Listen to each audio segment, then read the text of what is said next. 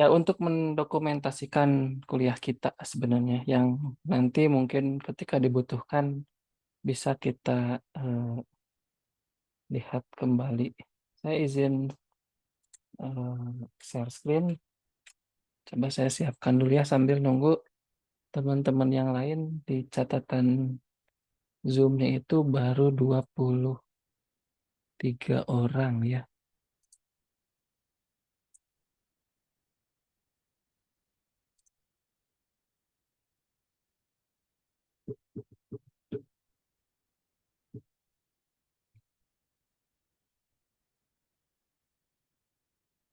Tapi merata ya proporsinya di 02. Udah ada Abi ya. Abi, Algi, siapa lagi? Cuma berdua ya? Oh, Aska, Rameiza, 01. Oh, banyak ya. 01, 03 lumayan banyak. Ziad juga ada ya, 02. Oke.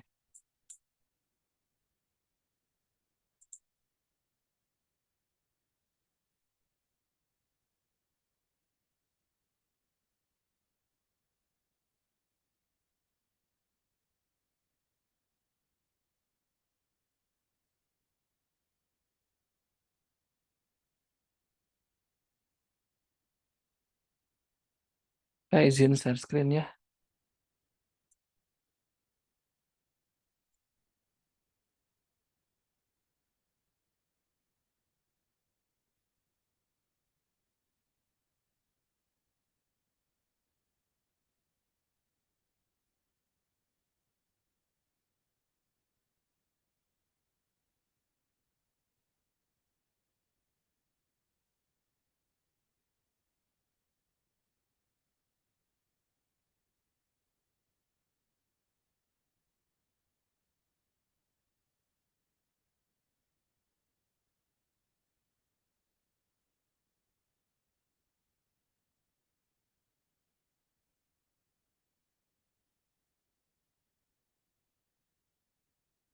Muncul share screen-annya.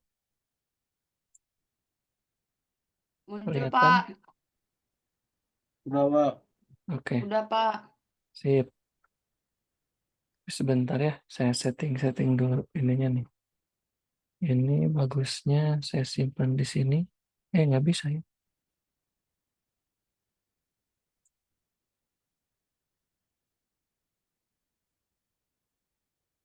Nggak bisa.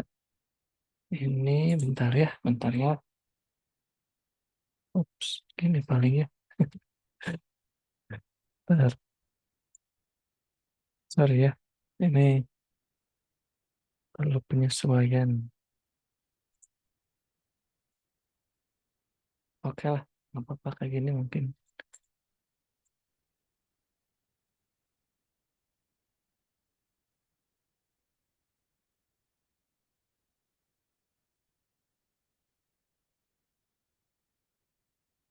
Kalau ada yang mau on cam, on mic juga tidak masalah ya. Tidak ada larangan untuk on cam dan on mic. Asal menyesuaikan aja kondisinya. Oke, gini mungkin. Coba. Oke, ini materi kita hari ini teman-teman. Bagian kedua dari arus bolak-balik. Kita tinggal menyisakan 4 pertemuan lagi ya. Kalau untuk sesi perkuliahannya. Tapi kita juga punya sesi responsi 7 kali pertemuan. Jadi nanti kita akan setting waktunya seperti apa. Tapi yang jelas kalau fokus kita ke rekapan perkuliahan, kita hanya tinggal menyisakan 4 pertemuan lagi, 2 materi tentang gelombang elektromagnetik, 2 materi tentang optika. Jadi selesai nanti materi fisika dasar sampai optika, baru setelah itu UAS. Nah, kita akan menghabiskan materi arus bolak-balik di bagian kedua ini, dan saya beri judul rangkaian arus bolak-balik. Sebenarnya kemarin sudah kita bicarakan sekilas gitu ya, bagaimana perumusan atau bagaimana rangkaian dan perumusan ketika si sumber AC ini, si sumber arus bolak-balik itu dihubungkan dengan induktor, dihubungkan dengan kapasitor, dihubungkan dengan resistor masing-masing, tapi yang kita kenal sebagai rangkaian resistor murni, rangkaian induktor murni, sama rangkaian kapasitor murni. Nah, hari ini kita akan coba gabungkan ketiganya gitu ya untuk melihat nanti perilaku dari rangkaiannya. Nah, namun sebelum itu kita akan mengidentifikasi kembali apa yang kita bicarakan di pertemuan yang lalu. Atau kalau saya tulis di sini, jadi di part pertama seperti biasa ya, saya ingatkan lagi teman-teman dengan apa yang telah kita lewati di bagian yang terdahulu. Jadi di bagian kenapa hilang ya? Bentar ya. Di bagian yang pertama, di bagian 1 itu sebenarnya kita ya bicarakan konsep dasar, tapi di sana kita bicarakan rangkaian resistor murni ya, kita sebutnya seperti itu. Kemudian kita juga bicarakan rangkaian induktor murni dan rangkaian kapasitor murni. Nah, di hari ini kita akan lihat bagaimana ketiganya ketika digabung atau dirangkai bersama-sama dalam satu rangkaian yang padu. Nah, makanya kita akan kembali mengingat perbedaan gitu ya, atau ciri khas dari masing-masing rangkaian. Jadi ini rangkaian resistor murni, ada R saja gitu ya di si rangkaiannya. Kemudian di sini rangkaian induktor murni ada L saja, dan di sini ada rangkaian kapasitor murni diwakili oleh kapasitor saja. Nah, kalau kita diminta untuk membedakan atau menunjukkan perbedaan dari masing-masing rangkaian berikut, tentu kita akan menjawab dengan salah satunya ya. Kita akan menjawab di samping perumusannya juga berbeda, tapi kita akan jawab salah satunya dengan bentuk diagram fasor atau bentuk diagram arus dan tegangan dari masing-masing rangkaian yang nanti kemudian diwakili oleh fasor. Jadi saya kopas sebenarnya ini gambarnya dari yang terdahulu, slide yang sebelumnya, plus dengan si arus dan tegangan yang dihasilkan yang juga digambarkan oleh fasor seperti itu. Nah, teman-teman sudah eh, di sudah kita bicarakan ya pada pertemuan sebelumnya bahwa untuk rangkaian resistor itu arus dan tegangannya sefase. Itu poinnya. Jadi kalau teman-teman ingat di perumusan yang kemarin, jadi I-nya itu fungsi sin, I-nya itu adalah I max sin omega T, misalnya si V-nya juga adalah V max sin omega T. Jadi ciri atau apa namanya, ya ciri khas dari si rangkaian resistor murni ini arus sefase dengan tegangan. Jadi arus sefase dengan tegangan. Ditunjukkan oleh gambar yang seperti ini, sefase ya. Fasornya pun sama seperti itu. Nah, berbeda dengan rangkaian induktor, itu kita sudah bicarakan sebelumnya bahwa di perumusan yang kita peroleh dan penggambaran output dari arus dan tegangan yang kita peroleh di sini digambarkan, dan fasornya sebenarnya kalau lihat dari fasornya mungkin lebih mudah membacanya karena di sini terlihat bahwa ada beda.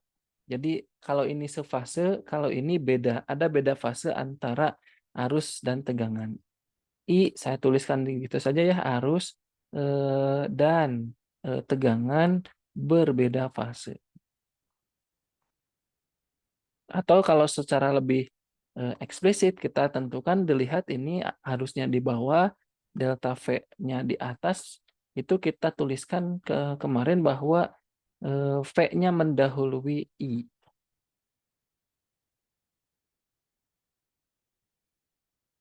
Mendahului I atau I-nya terlambat dari V gitu ya, sebesar kalau di sini 90 derajat gitu ya. Sebesar pi per 2 kemarin. Nah, lanjut dengan rangkaian kapasitor. Di sini kita lihat baik di diagram yang sinusoidalnya ataupun di diagram yang fasornya bahwa di sini sama-sama dengan yang induktor bahwa I dan V itu berbeda fase, tapi secara lebih jelas kita bisa tuliskan bahwa di sini I yang mendahului V. Mendahului V. Nah, seperti itu. Atau V-nya yang tertinggal dari I. Itu bisa kita baca dua cara seperti itu. Ini perbedaan utama mungkinnya dari masing-masing, termasuk di dalamnya sebenarnya kita bisa tuliskan apa namanya, persamaan-persamaan yang dipunyai oleh tiap rangkaian seperti itu. Nah, bagaimana keadaannya kalau si ketiga rangkaian ini kita rangkaikan dalam satu rangkaian yang padu dihubungkan dengan sumber tegangan AC yang ini secara eksplisit kita bisa tuliskan bahwa delta V adalah delta V max seperti itu ya di perumusan yang kemarin, delta V max sin omega T. Atau ini nih sudah dituliskan di sini ya. Jadi kalau ada sumber AC yang dihubungkan dengan resistor, induktor dan kapasitor secara seri, jadi kita tidak bahas atau tidak bicarakan rangkaian rangkaian RLC paralel, tapi kita hanya bicarakan rangkaian LRC seri. Jadi bolehlah ini rangkaian seri RLC atau RLC seri. Atau tidak usah diberitahukan, itulah untuk ke depan-depannya karena tadi sudah saya bicarakan kita hanya fokus membahas yang seri. Nah, di tiap komponen itu pasti ada tegangan jepit atau yang kita sebut sebagai beda potensial antara dua titik. Jadi kalau kita titiki ini sebagai titik A seperti biasa ya, ini titik B, ini titik C, dan ini titik D, nanti akan ada delta VAB yang itu adalah delta VR, akan ada delta VBC yang itu adalah delta VL, akan ada delta VCD yang itu adalah delta VC untuk kapasitor gitu. Atau supaya lebih ya tidak masalah sih, yang penting ini CD, kalau ini C-nya itu kapasitor gitu maksudnya.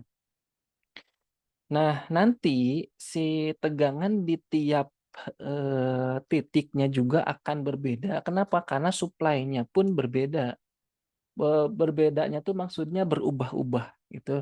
Jadi delta VAB itu akan menunjukkan nilai yang fluktuatif. Jadi tidak bisa kita apa istilahnya tidak bisa kita baca nilainya tunggal gitu, tapi nanti akan berubah-ubah.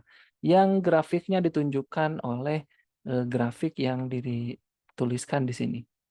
Ini penggambarannya dengan melihat acuan grafik arus yang ini. Gitu. Jadi patokan si penggambaran grafiknya adalah grafik arus yang ini. Gitu. Makanya ada garis putus-putus di sana yang dihubungkan gitu. Kalau delta VR jelas ya dengan bentuk yang kita ketahui sebelumnya dia sefase dengan I. Jadi kalau I-nya bentuknya seperti ini, maka delta VL juga bentuknya seperti ini. Kalau delta VL, lihat di sini, hati-hati cara membacanya. Kalau ini kan harusnya mulai dari bawah, si delta V-nya yang 0. Jadi ini juga delta V-nya mulai dari 0 sama kayak delta V yang punyanya si R. Jadi I-nya yang menyesuaikan, ini tertinggal, yang ini mendahului. Nah, kalau acuannya I-nya yang di titik 0, mulainya gitu ya, bentuk sinusoidalnya seperti ini, maka tidak jadi soal karena kita sudah punya pemahaman bahwa V-nya itu mendahului I. Jadi kalau I-nya seperti ini mulai dari 0 berarti V-nya duluan dari suatu nilai maksimum tertentu. Gitu. Jadi V-nya dari atas ke bawah dan seterusnya. Nah, kemudian untuk yang kasus kapasitor, I-nya mendahului V, artinya V-nya tertinggal. Kalau I-nya mulai dari 0 seperti ini, maka V-nya itu dari bawah atau dari negatif seperti itu. Oke. Oke, itu ya cara memahami bentuk grafik yang ini ketika diubah sedikit dengan grafik yang seperti ini. Jadi teman-teman jangan terlalu berpatokan pada bentuk grafik yang ini, tapi teman-teman lihat konsepnya. Sefase artinya penggambarannya mau seperti apapun yang jelas nanti akan bareng. V-nya mendahului I berarti I-nya seperti apa, nanti V-nya yang duluan. I-nya mendahului V berarti I-nya seperti apa, nanti V-nya mendahului si I. Seperti itu. Jadi karena acuan kita I-nya bentuknya seperti ini, maka si delta VR sama plek ketip plek gitu ya. Kalau delta VL mendahului, kalau delta VC tertinggal si tegangannya. Itu poinnya. Jadi harus langsung bisa paham bagaimana padanan grafik dari masing-masing kasus. Nah, karena seri, maka nanti arus pada tiap komponen, artinya nanti arus yang lewat ke si R akan sama nilainya dengan arus yang lewat si L, akan sama dengan arus yang lewat si C, karena kan rangkaian seri. Kalau seri itu arusnya sama arusnya seperti itu. Nah, bagaimana bentuk arusnya? Sama seperti yang kita bicarakan kemarin, I adalah I max. Bentar ya, ini kabelnya gampang kendor. I-nya adalah I max sin omega T dikurangi pi. Jadi ini bentuk umumnya ya. Ini bentuk umum dari arus. Di bentuk umum dari arus. Jadi ada pi yang di sini pi-nya itu menyatakan sudut fase antara arus dan tegangan. Si pi itu menyatakan sudut fase antara arus dan tegangan, makanya nanti kasusnya untuk rangkaian yang R nanti pi-nya sama dengan 0. Bentar. Maaf ya. Ini untuk yang R, gitu, untuk yang kasus arus nanti pi-nya sama dengan 0 seperti itu karena sefase. Karena arus sefase dengan si tegangan. Kalau untuk kasus yang apa namanya yang ini, yang L atau yang ini sama gitu ya, si V-nya mendahului, berarti nanti untuk kasus yang L itu sama sebenarnya sudah kita bicarakan di pertemuan sebelumnya atau di sini diulas nggak?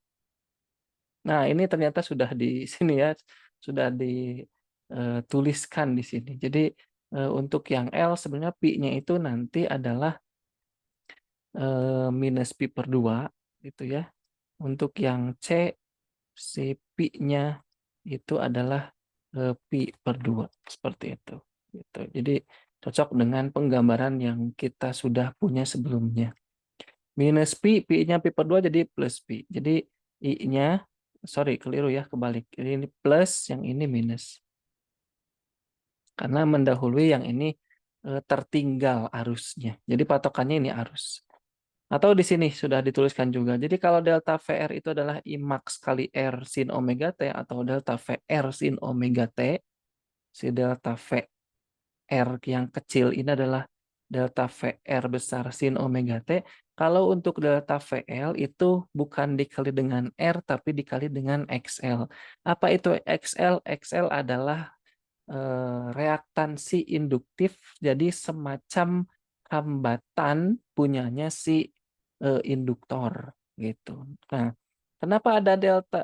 Kenapa muncul XL? Karena kita rangkai secara, karena disuplai oleh tegangan yang AC atau yang mengalirnya arus bolak-balik.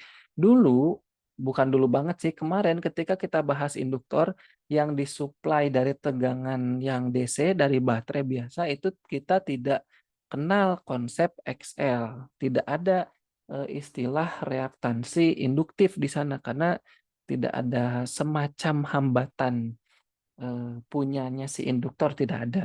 Pun begitu si kapasitor dulu waktu sebelum UTS ya, kita bahas kapasitor, di sana tidak ada nilai XC, tidak ada hambatan kapasitor, tidak ada.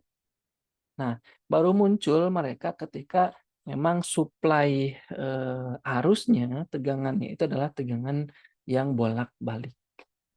Delta VL sama dengan Imax kali XL, kalau delta VC adalah Imax kali XC.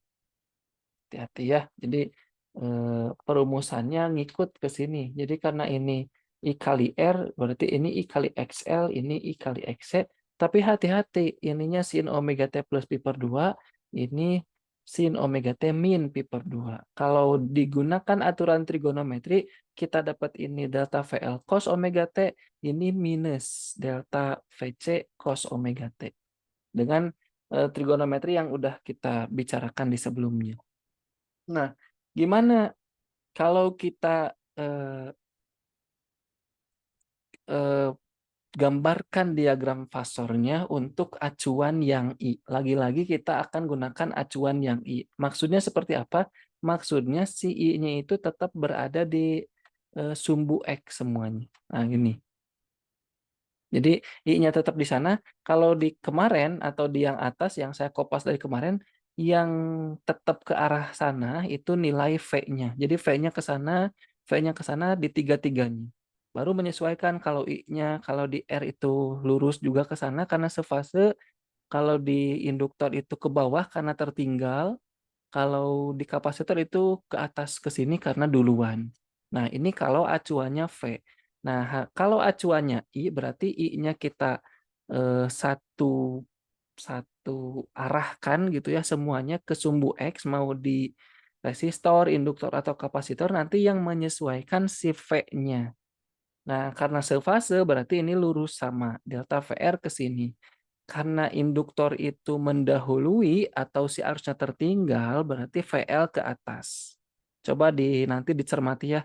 V-nya ke sini, I-nya di bawah, artinya I itu selalu tertinggal dari V. V-nya udah di sini, I-nya masih di sini. Nah, sebaliknya yang kapasitor, si I-nya yang duluan, jadi I-nya di sini tuh VC-nya itu di bawah. Gitu. Jadi bagaimana cara membaca diagram fasor di atas itu seperti itu. Karena ini sefase, yang dua ini berbeda fase, tapi yang ini tegangannya mendahului arus, yang ini tegangannya terlambat terhadap arus. Makanya tidak berimpit. Dari perumusan yang ini sebenarnya. Jadi kita tuliskan lagi perumusan yang kita peroleh di pertemuan kemarin. Nah, jumlahan dari ketiga tegangan tersebut itu kalau dijumlah itu sama dengan tegangan yang disuplai. Karena kan ini seri, jadi delta VR nanti ditotal dengan delta VL, ditotal dengan delta VC, ya harus sejumlah nilai delta V yang disuplai oleh si arus si tegangan AC yang di sana.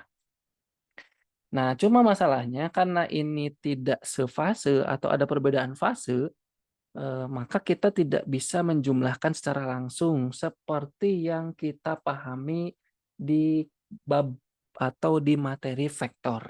Nah, teman-teman kemarin sudah kita bicarakan bahwa ini sebenarnya bukan vektor, mereka itu besaran skalar, tapi kita gambarkan dan perlakukan mereka selayaknya vektor. Jadi ada panah, ada sumbu koordinat seperti itu dan seterusnya. Nah, ini kemarin kita sudah bicarakan bahwa hal ini cukup membantu kita menganalisis keadaan di masing-masing rangkaian. Nah, artinya kalau kita perlakukan mereka selayaknya vektor, akan tidak bisa dijumlahkan secara langsung kalau tidak sefase atau tidak dalam satu garis atau tidak sejajar. Itu poinnya kan. Kalau dulu di vektor ini kita tahu kalau ada apa namanya? Duh, susah bentar. Kalau ada vektor A dan vektor B yang arahnya ke sana gitu ya, ini vektor A, ini vektor B, mereka bisa langsung dijumlahkan. Caranya ini vektor A-nya digabung dengan vektor B ke arah sana karena searah. Atau yang berlawanan pun sama gitu. Nah, kalau tidak seperti ini VL ke atas, sorry, salah ya. Ini VL-nya itu ke sini, si nilai VL-nya, ini VL-nya ke sini, yang ini VC-nya ke sini, harusnya ke sana. Kalau yang ini bisa langsung dijumlah sebenarnya karena udah searah. Tapi yang lainnya itu tidak bisa kita jumlahkan langsung karena kita sudah sepakat bahwa kita akan memperlakukan mereka sebagaimana vektor berperilaku. Nah, makanya kita akan gunakan gagasan vektor. Caranya seperti apa? Kita gambarkan ketiganya dalam satu frame. Jadi ditumpuk istilahnya ya, resistor, induktor, kapasitor kita tumpuk dalam satu sumbu koordinat istilahnya gitu ya. Nah, jadi muncul ini I-nya sudah ada, I-nya sama ke sana semua, jadi saya gambarkan I-nya hanya satu, vektornya ke arah kanan. Ada delta VR yang juga ke arah sana, ada delta VL yang ke arah atas, ada delta VC yang ke arah bawah. Kalau kita jumlahkan secara vektor, maka kita akan dapatkan delta VL dan delta VC ini kita selisihkan. Makanya muncul delta VL dikurangi dengan delta VC. Jadi sepanjang ini. Karena ini berlawanan arah, jadi si delta VL dikurangi dengan delta VC, ini sisanya. Ini delta VL dikurangi delta VC. Ada delta VR yang ke arah sini. Kemudian dengan menggunakan metode segitiga atau Pitagoras ya teman-teman. Dengan menggunakan metode segitiga penjumlahan vektor, kita akan dapatkan delta Vmax yang ke arah sana. Jadi dijumlahkan dengan metode segitiga seperti yang telah kita bicarakan di materi vektor. Ini Imax-nya, ini delta VR, ini delta VL kurangi delta VC, ini delta Vmax.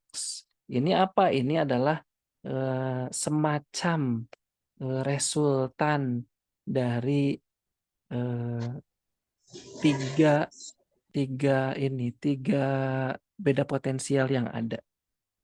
Gitu. Nah, bagaimana perumusannya? Ini pakai Pitagoras. Delta Vmax itu apa? Delta Vmax itu adalah delta VR kuadrat ditambah dengan ini kuadrat. Jadi kayak Pitagoras biasa lah. Saya gambarkan untuk mengingatkan. Kalau ini A, ini B, ini C, maka C-nya itu adalah akar dari A kuadrat ditambah B kuadrat. Gitu maksudnya. Jadi C-nya itu kan mewakili ini C, ini A, ini B. Seolah-olah seperti itu. Cuma kan B-nya bisa digabung ke sini nih, bisa digambarkan di sini. Jadi biar kelihatan bahwa itu memang segitiga dan Pitagoras. Jadi delta VR kuadrat, paham ya, mudah-mudahan tambah ini delta VR dikurang delta VC yang kita kuadratin. Dengan menggunakan perumusan yang ini, yang kita ketahui sebelumnya, kita bisa tuliskan ini Imax kali R kuadrat, Imax kali R, ini Imax XL, ini Imax XC. Sehingga Imax-nya bisa keluar. Jadi delta Vmax adalah Imax-nya keluar dari kuadrat karena Imax kuadrat diakarin itu tetap atau jadi nggak ada kuadratnya. Jadi Imax akar dari R kuadrat tambah XL kurang XC. Paham ya? Ini distributif biasa. Imax-nya bisa keluar jadi Imax kuadrat. Keluarin dari akar jadi Imax saja. Nah, dengan perumusan ini kita bisa peroleh arus maksimum adalah tinggal dibalik aja delta V dikurangi ini. Nah, nilai ini kita sebut sebagai semacam hambatan resultan kalau di vektor. Tapi kan ini bukan vektor, jadi kita sebutnya hambatan total. Yang kita juga sebut sebagai impedansi yang kita simbolkan dengan Z. Ya, kenapa simbolnya Z? Ya, silahkan ditelusuri ya. Yang jelas kita gunakan Z di sana, yang Z-nya itu sama dengan akar dari R kuadrat tambah XL kurang XC dikuadratkan. Jadi perumusan yang ini karena ini itu, karena ini itu sama dengan Z gitu ya, maka kita peroleh Imax sama dengan delta Vmax dibagi dengan Z. Itu. Jadi silahkan dicermati bahwa ini sesuai dengan apa yang saya bicarakan di pertemuan yang sebelumnya. Fasor ini memang akan memudahkan kita untuk menganalisis si rangkaian. Jadi dengan bantuan gagasan vektor kita bisa menemukan suatu atau semacam resultan hambatan atau hambatan total yang kita sebut sebagai impedansi atau kita simbolkan dengan Z. Jadi hambatannya aja ditotalkan tapi tidak flat ditambah R, tambah XL, tambah XC tidak, tapi dengan Pythagoras seperti itu. Sebentar ya.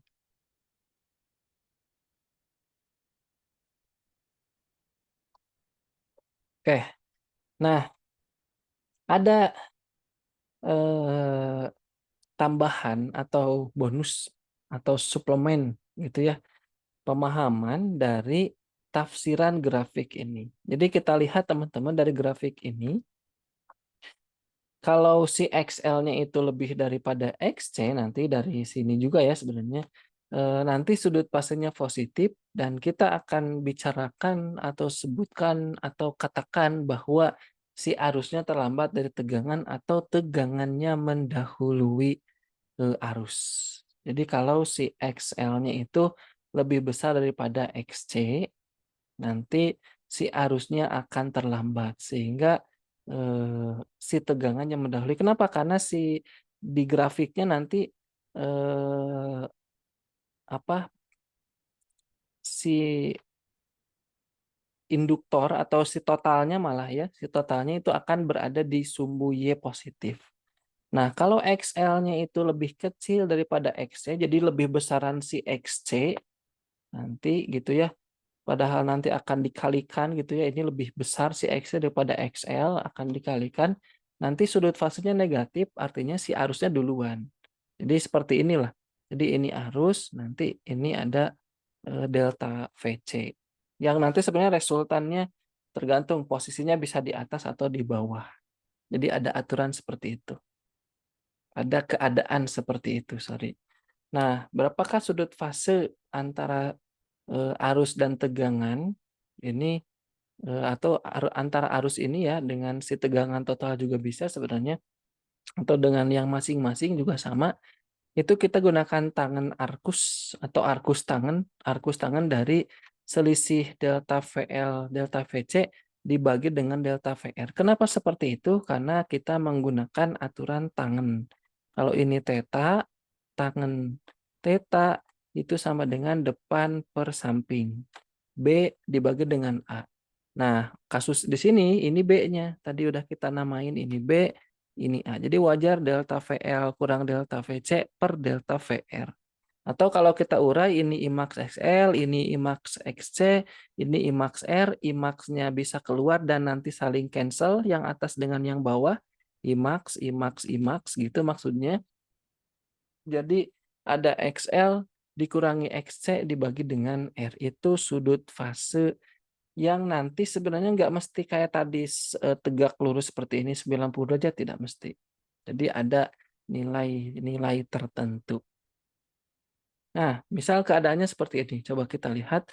Jelaskan hubungan antara reaktansi induktif dan reaktansi kapasitif pada tiap gambar berikut. Jadi ini A, ini B, ini C. Dengan berpatokan yang ini, sebenarnya ini sudah dituliskan ya dengan begitu jelas di sini. Tapi saya highlight yang depan atau yang B dulu, yang tengah, maksudnya bukan yang depan.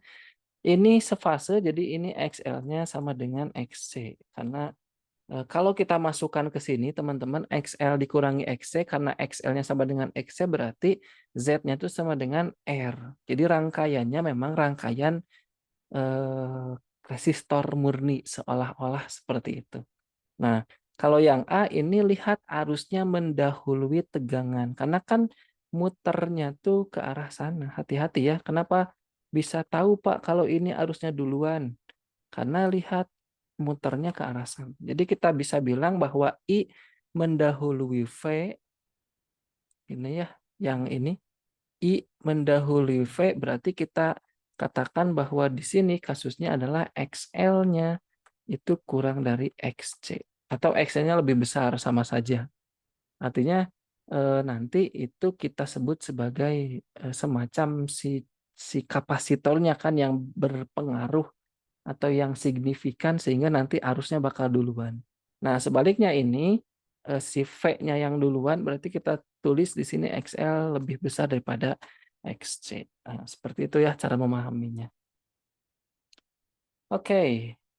Nah, ini ada contoh yang sudah disediakan jawabannya supaya teman-teman langsung bisa gunakan untuk belajar.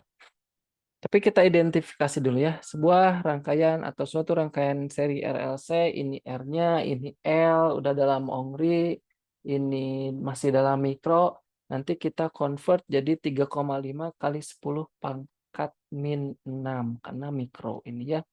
Jadi kita tulis C-nya sama dengan 3,5 kali 10 pangkat min 6 farad.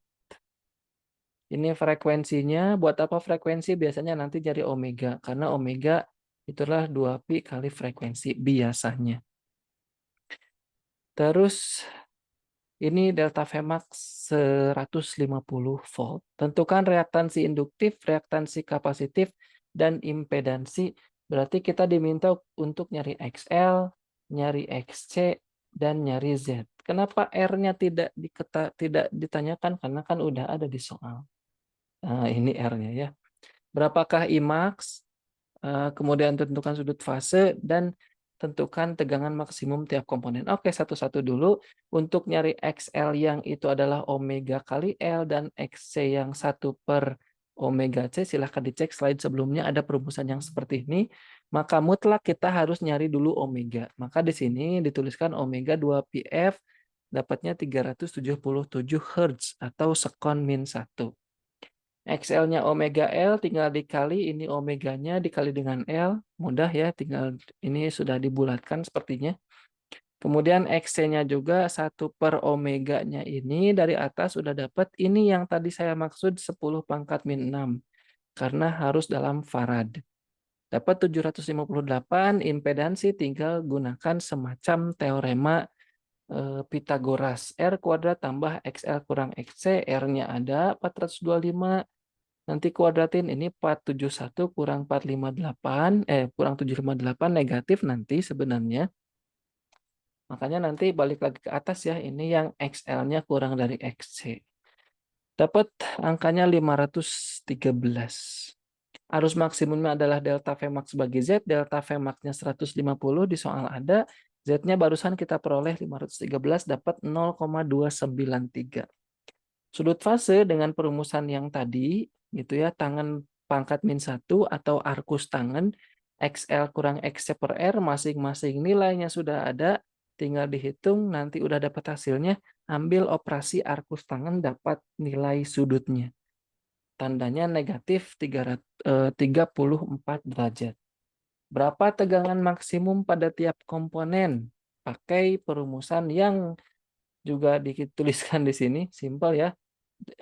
Ini delta ini delta Vmax, ini juga delta Vmax, ini delta Vmax tapi di masing-masing komponen. Kalau di sini berarti ada delta Vmax untuk R, delta Vmax untuk L, delta Vmax untuk C. Tinggal dikali-kalikan antara arus dengan hambatan atau yang semacam hambatan di si rangkaian.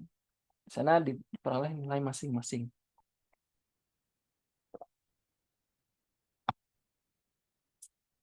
Oke, ini rangkaian arus bolak-balik dengan berbagai perumusan nilai-nilai besarannya. Oh, satu lagi, sorry. Daya sekarang. Jadi kalau kita punya definisi daya itu I kali delta V, ini di DC juga ya, di arus searah juga kita punya nilai seperti itu, tapi hati-hati di sini mah I-nya tuh I maksin omega T kurang Pi, si delta V-nya itu adalah delta V maksin omega T. Maka kita peroleh bentuk yang seperti ini, tinggal dikalikan sin bla bla bla dikali sin bli bli bli. Ini aja dikali ya. Nah, tapi lagi-lagi kita akan lebih sering membicarakan daya rata-rata. Jadi kita akan cari daya rata-ratanya itu dengan cara merata-ratakan nilai dari daya sesaat atau daya yang bukan sesaat, daya yang fluktuatif tadi.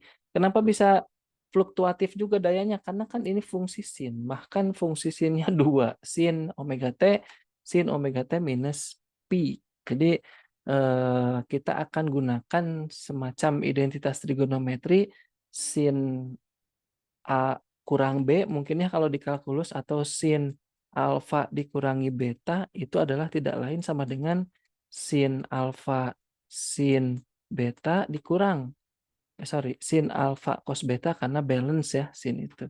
Sin alfa cos beta dikurang cos alfa giliran sin beta seperti itu. Nah, untuk kasus kita alfanya itu adalah omega T ya. Oh, hilang ya, kok hilang?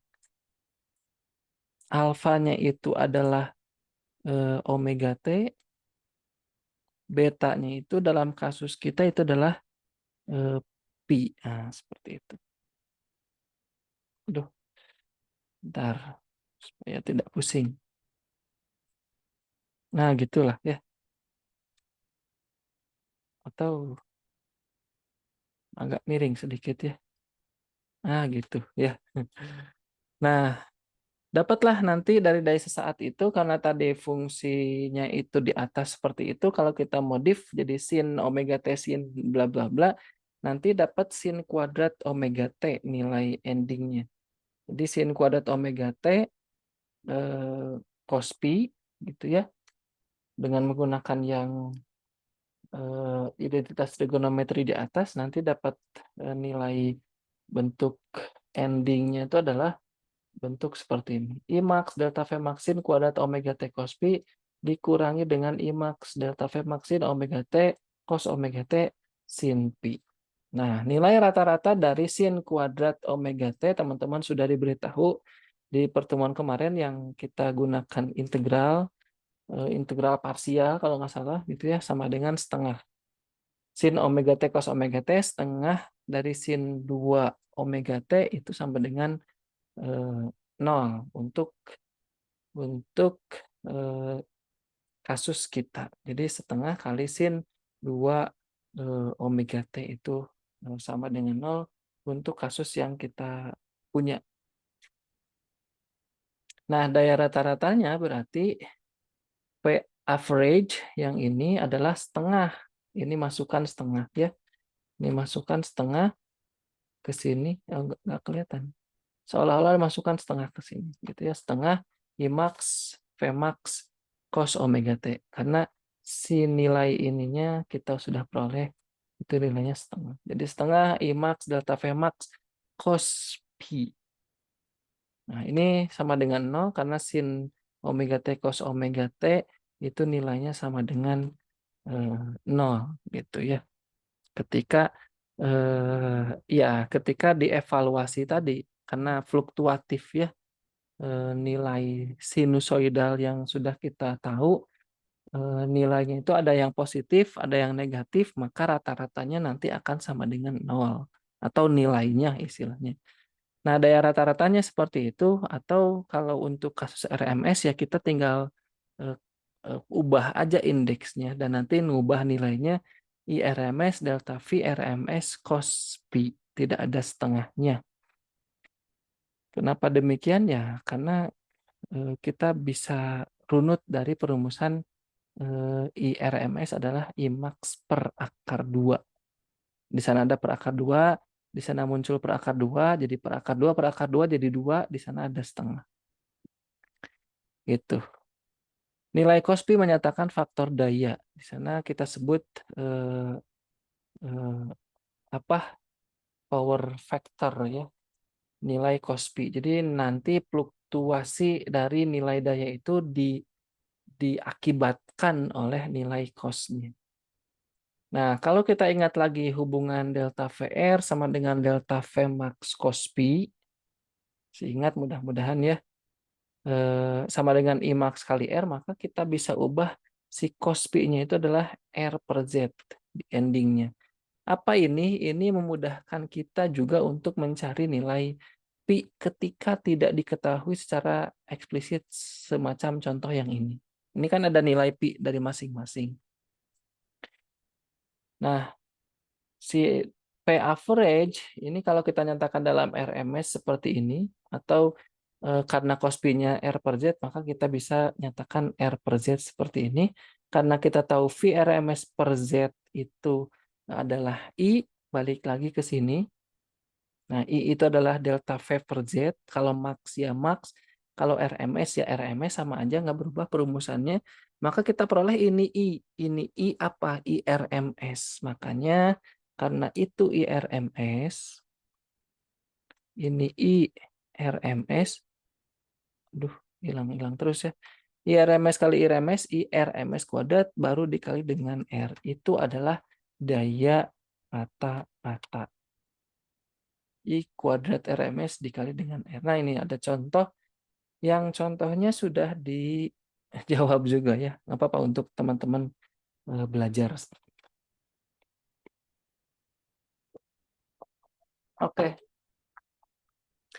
R-nya, oh sama ya, ini sorry, ini sama nilainya dengan yang tadi contoh ini. Jadi dikopas nilai masing-masing sampai sini. Coba kita lihat ya, ada F-nya 60 Hz, delta Vmax-nya 150 volt. Paling ada tambahannya nih, sudut fase tegangan arus minus 34 sesuai dengan yang di sini, minus 34 derajat, seperti itu. Nah, itu kepake nanti untuk menyatakan pi-nya. Tentukan daya rata-rata. Kalau daya rata-rata berarti harus dapetin VRMS, dapetin IRMS, baru nanti masukkan ke V average, IRMS, VRMS, cos pi. Cos pi-nya ngikut ke sini, cos min 34. IRMS-nya dapat 106 volt,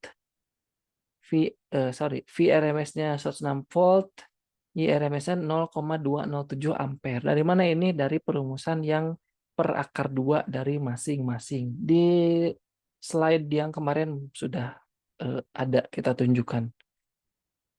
Atau belum diupload ke LMS ya. Nanti setelah yang ini kita bareng upload. Dapetin nilainya, maka kita akan peroleh dayanya 18,2 watt. Seperti itu. Jadi hati-hati dalam mendefinisikan apa namanya besaran ini dari masing-masing data yang kita peroleh. Nah, tadi sekilas sempat disinggung keadaan yang seperti ini ketika XL-nya itu sama dengan XC gitu ya. Seolah-olah berarti efeknya di sini tuh si induktor dan kapasitornya tidak berpengaruh gitu ya dalam kaitan dengan penghambat. Jadi tidak ada XL, tidak ada sih, tapi XL dikurangi XC-nya itu sama dengan 0. Sehingga si Z-nya sama dengan si R.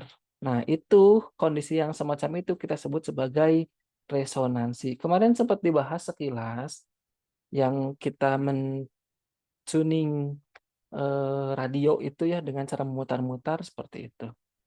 Nah, ini tadi. Kan kita belum namain ya, ketika XL sama dengan XC itu terjadi resonansi. Nah, ini juga sudah saya rasa di pertemuan yang lalu, ini omega 0 sama dengan 1 per akar LC dari definisi bahwa XL itu sama dengan omega L, XC-nya itu adalah 1 per omega C. Nah, karena XL-nya sama dengan XC untuk kasus resonansi, berarti saya tulis di sini ya, nggak apa-apa mepet nih. Berarti XL sama dengan XC, artinya omega L itu sama dengan 1 per omega C. Karena kan sama untuk kasus resonansi. Atau ini dikali silang, L-nya ke bawah, omeganya ke atas, jadi omega kuadrat sama dengan 1 per LC, atau omeganya sama dengan akar dari 1 per LC. Atau seperti yang ini. Karena akar 1 kan 1, jadi tidak perlu diberi akar bagian atas. Nah, ketika nilai L sama dengan C itu nanti kita terjadi resonansi. Nah, nanti kita butuhkan pensettingan keadaan gimana caranya nanti si XL-nya itu sama dengan omega C. Oh, berarti si omeganya harus sekian. Harus sama dengan 1/akar dari L-nya berapa dikali dengan C-nya berapa. Oke, gitu. Ini grafiknya. Grafik resonansi itu kan ketika amplitudenya atau nilainya itu mencapai nilai yang besar seperti itu. Nah, ini omega 0 yang tadi kita sebut. Omega 0 untuk 3 kasus ya. Untuk kasus R sekian, dan R sekian. Lihat semakin kecil hambatannya, nanti arus RMS yang terbaca itu makin besar dan makin runcing nanti bentuk nilai maksimumnya gitu. Nah, kalau diplot juga dalam nilai omega terhadap P average, kita bisa peroleh grafik yang juga sama untuk berbagai kasus. Kayak gitu ya. Nah, ini contoh juga yang sudah diberikan. Tinjau rangkaian seri RLC dengan R-nya 150 sama ya dengan yang atas. Mana tadi? Oh, beda, sorry. R-nya tadi 425, sekarang 150. L-nya 20 miliongri, VRMS-nya 20 volt, omeganya 5000. Ini ada titiknya harusnya, nanti kita perbaiki ya. Tentukan nilai kapasitansi saat arusnya mencapai maksimum. Nah, apa kuncinya? Arus mencapai maksimum itu saat resonansi dengan frekuensi sudut omega. Jadi omega sama dengan 1/akar LC, C-nya sama dengan 1/omega 0 kuadrat kali L. L-nya udah ada di soal dikasih, tapi harus hati-hati karena itu harus dipindah dulu ke ongri, jadi kali 10⁻³ Nah, omeganya ada 5000/sekon atau 5 kali 10⁻³ sekon pangkat -1. Nah, kalau kita hitung dapatlah nilainya itu 2 mikrofarad. Apa artinya ini? Artinya nanti kita membutuhkan kapasitor yang nilainya 2 mikrofarad kalau di si rangkaian itu ada induktor 20 miliongri dan ada resistor 150 ohm, nanti akan menghasilkan arus maksimum ketika VRM sekian dan omeganya sekian. Oke, gitu ya. Jadi cara untuk mengetahui nilai dari salah satu besaran yang kita ingin tahu. Oke, selanjutnya ini mungkin terakhir ya, bagian ini. Ada transformer atau teman-teman kenalnya transformator dan sistem pendistribusian daya ke rumah-rumah. Ini yang sering ada di gardu itu ya, yang seperti itu yang agak besar ukurannya, atau di tiang listrik biasa kalau digambar yang saya tunjukkan di sini. Nah, sudah kita bicarakan di bagian yang arus searah kalau nggak salah ketika bicara daya bahwa karena dari PLN ke rumah masing-masing itu jaraknya sangat jauh, maka hambatan kabel yang digunakan untuk mengalirkan si dayanya itu pasti eh, harus diperhitungkan gitu ya, atau tidak dapat diabaikan karena kan kalau teman-teman ingat si R itu adalah rho L per A. Jadi kalau L-nya besar, R-nya juga akan besar. Kalau kawatnya panjang, hambatannya juga tinggi. Nah, biar tidak terlalu terdisipasi oleh hambatan, maka si arusnya dibikin kecil, biar nanti yang diambil atau digrogoti atau dipajegi gitu ya, dipajaki oleh si kawatnya itu tidak terlalu besar. Kenapa? Karena kan kita punya P itu sama dengan I kuadrat kali R. Jadi I-nya tuh harus kecil banget. Gitu ya, biar walaupun nanti dikuadratin tidak terlalu besar signifikannya, biar daya yang hilangnya itu tidak terlalu banyak. Gitu. Nah, gimana caranya supaya ngebikin atau ngealirin arus yang kecil? Konsekuensinya nanti arusnya kecil itu tegangannya harus besar, gitu ya, karena conserve dayanya. Nah, kita akali. Jadi misal si rumah tuh butuh sekian ampere, tapi karena kita pengen hemat, tidak banyak yang hilang, maka kita harus ngebikin arusnya tuh kecil banget yang dari kita dikirim. Nah, konsekuensinya harus ada suatu alat yang kalau arusnya kecil tuh saya bikin tegangan yang besar. Nanti dibalik lagi di ujung itu nanti di kebalikannya. Jadi tegangannya harus sekian misal. Tegangannya harus seberapa besar? 220 volt kalau nanti untuk nyampe ke rumah. Itu pentingnya atau manfaatnya digunakan transformer atau trafo ya. Transformator disebutnya. Yang sebenarnya sudah kita sekilas bahas ketika bicara induktansi silang. Nah, mudah-mudahan gambar ini mengingatkan teman-teman ya. Ini sudah sempat kita munculkan gambar dengan jenis yang berbeda. Jadi nanti si arusnya itu ngalir lewat sana, terus nanti diubah saat perjalanan menuju ke apa solenoida yang tetangganya. Oh ya, yang tetangga-tetangga itulah pokoknya ya. Mudah-mudahan teman-teman masih ingat analoginya. Jadi nanti akan ada delta V1 yang dikirim dari PLN atau dari si sistem pembangkit. Nanti kalau ada delta V nanti akan memengaruhi tetangganya yang induktasi silang itu. Nanti di sana bakal ada juga delta V yang delta V-nya itu nanti meng-create adanya arus gitu. Nah, perumusannya ikut dengan perumusan yang Faraday gitu ya dari persamaan yang di atas itu kita peroleh bahwa ternyata delta V2 dibagi dengan delta V1 sama dengan N2 per N1. Karena delta PB-nya ini kita coret. Gitu. N2 per N1. Artinya apa? Artinya kalau N2-nya lebih besar daripada N1, nanti V2-nya lebih besar daripada V1. V2 itu kan yang sekunder, berarti nanti tegangannya lebih besar itu artinya transformatornya itu menaikkan tegangan yang kita sebut sebagai transformator step up. Kalau dibalik, N2-nya itu lebih kecil, N1-nya lebih besar, nanti V2-nya lebih kecil daripada V1. Nanti kita sebutnya itu transformator step down karena menurunkan tegangan di yang sekunder. Dari yang awalnya sekian diturunkan.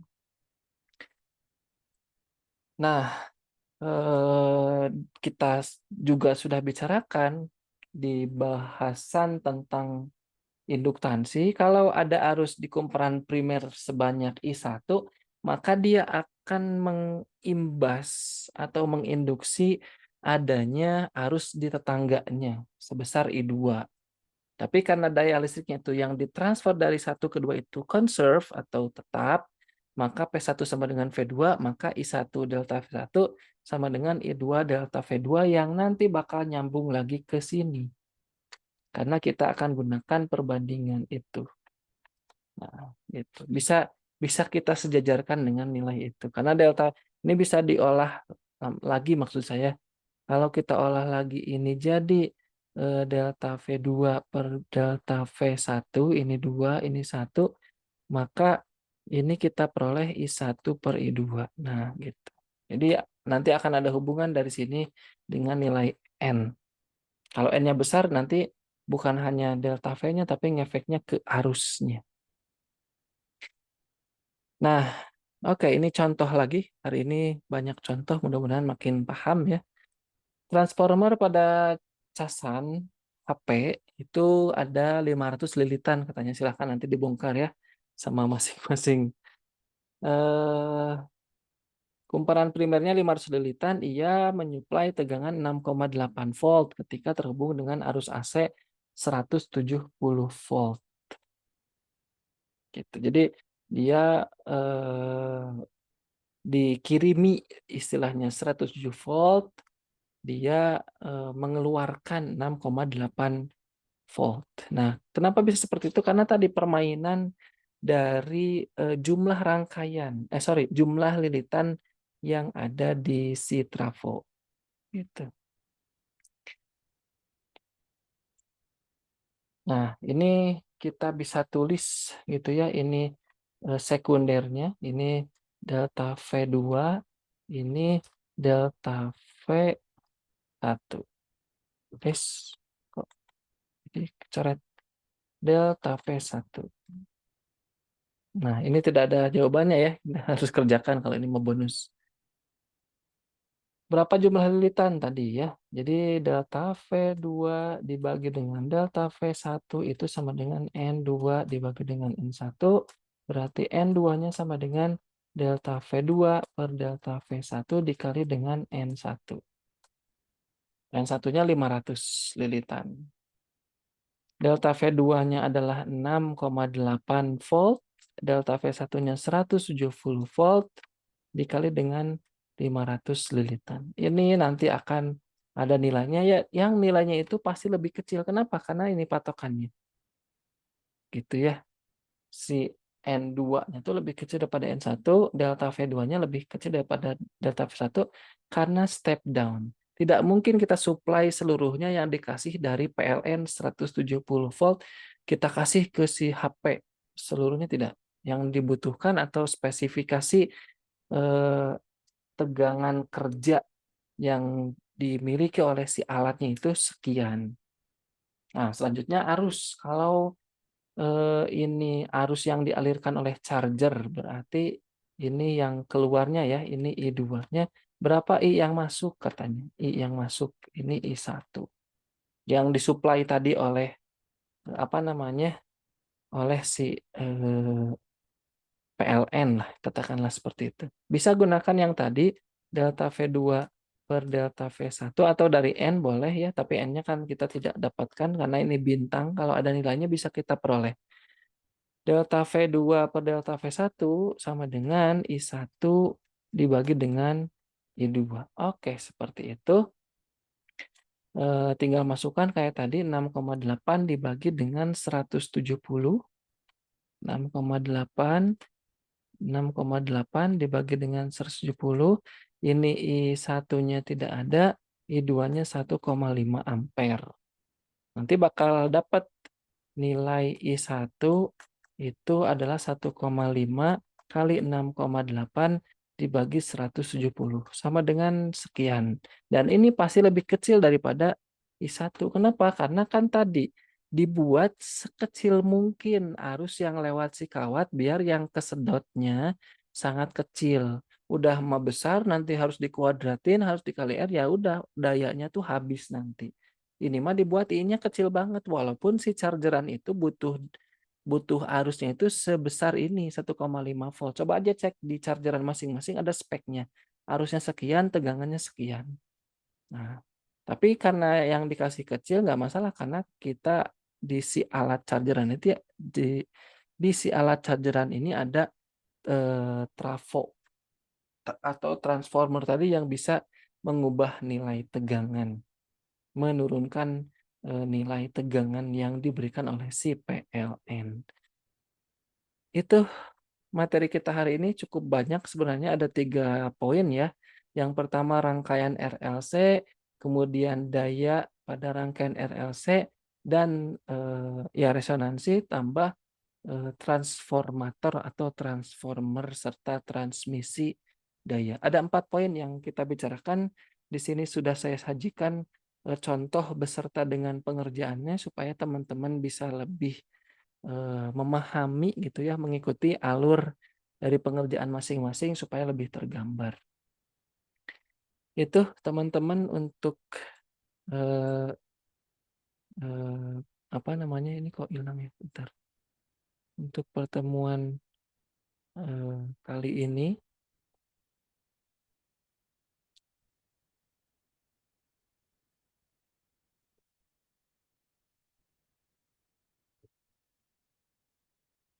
kita siap-siap presensi ya.